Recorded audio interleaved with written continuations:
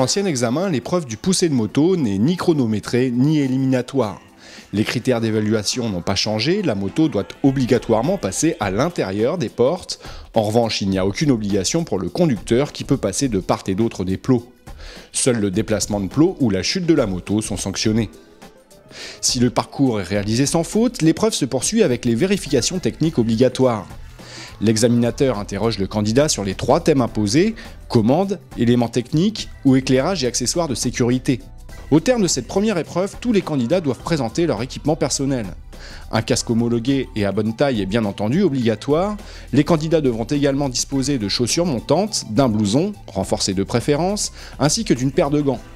En cas de manquement, une note de A peut être rétrogradée en B et l'examinateur peut exiger des candidats qu'ils se procurent sur le champ les équipements adéquats avant d'entamer les épreuves de conduite.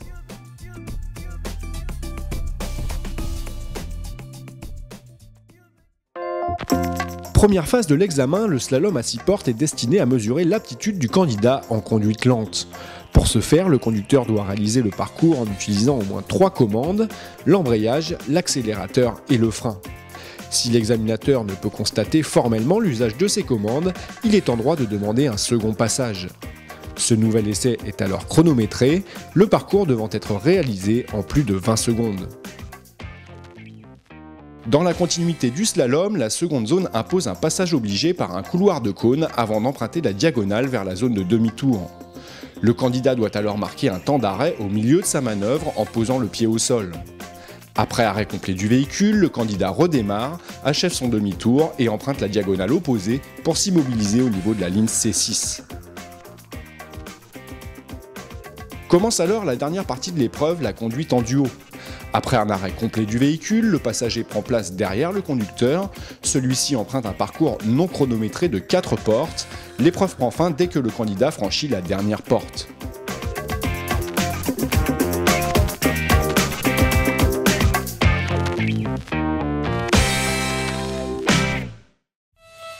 L'épreuve dite rapide est sans aucun doute celle qui évolue le plus en profondeur dans le nouvel examen. Elle se compose désormais de 3 épreuves distinctes et obligatoires, un premier parcours avec freinage d'urgence, un second parcours avec évitement et une interrogation orale sur l'un des 12 thèmes imposés. Contrairement à l'ancien examen, les 2 épreuves pratiques ne sont plus chronométrées.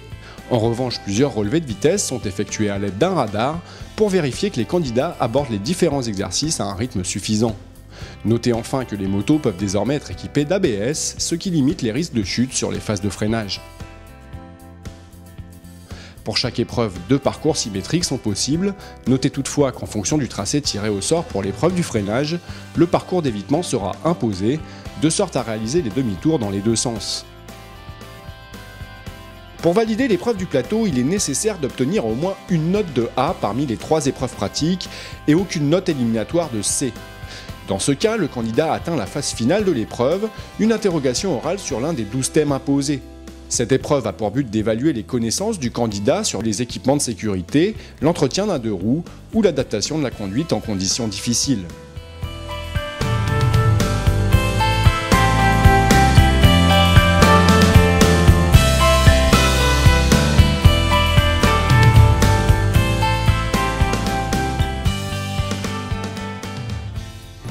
Évidemment, avant de valider son permis moto, il faudra toujours compléter son plateau par une épreuve de circulation dans laquelle il faudra démontrer que vous êtes capable de respecter le code de la route et les autres usagers.